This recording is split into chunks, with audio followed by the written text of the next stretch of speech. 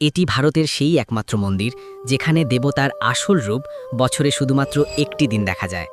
বাকি পুরো বছর মূর্তিটিকে চন্দনের 7টি পুরু স্তর দিয়ে ঢেকে রাখা হয়।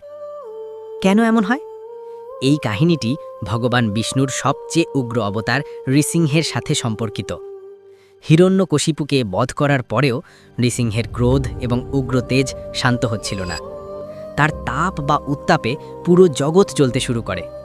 ভক্ত প্রহ্লাদ এবং অন্যান্য দেবতাদের প্রার্থনায় নৃসিংহ তার তেজ শান্ত করার জন্য এই সিংহাচলাম পর্বতকে স্থায়ী বাসস্থান হিসেবে গ্রহণ করেন।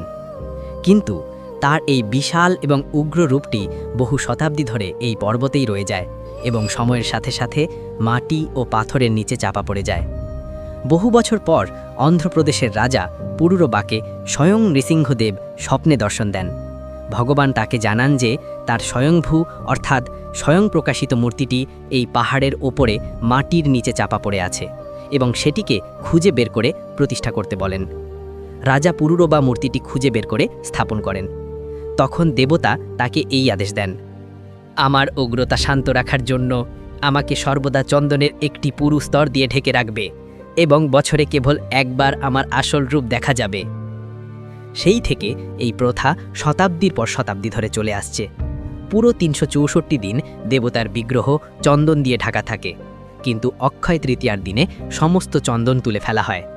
এই দিন ভক্তরা কিছু ঘন্টার জন্য ভগবানের আসল সম্মিলিত রূপ বরাহ লক্ষ্মী নৃসিংহের দর্শন পান। একে চন্দনোৎসব দর্শন বলা হয়। এই দুর্লভ দর্শনের জন্য এখানে লক্ষ লক্ষ ভক্ত সমাবেত হন। এর পরপরই আবার মূর্তিটিকে চন্দনের একটি পুরু স্তর দিয়ে ঢেকে দেওয়া হয়।